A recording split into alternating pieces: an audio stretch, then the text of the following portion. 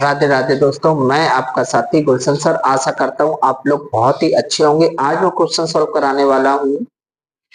निम्नलिखित में परमेय संख्या है, चार विकल्प है। पहला √9, दूसरा √3, तीसरा √0.1, चौथा है 0.101101101110।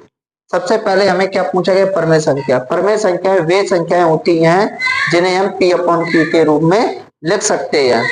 कोई भी रूट में अगर संख्या लिखी है, उनका अगर हम वर्गमूल निकाल सकते हैं तो भी वह संख्या क्या हो जाती है?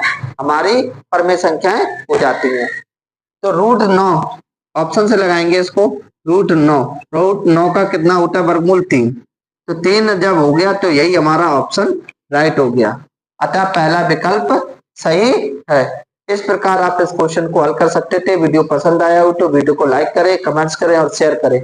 जय हिंद, राधे राधे।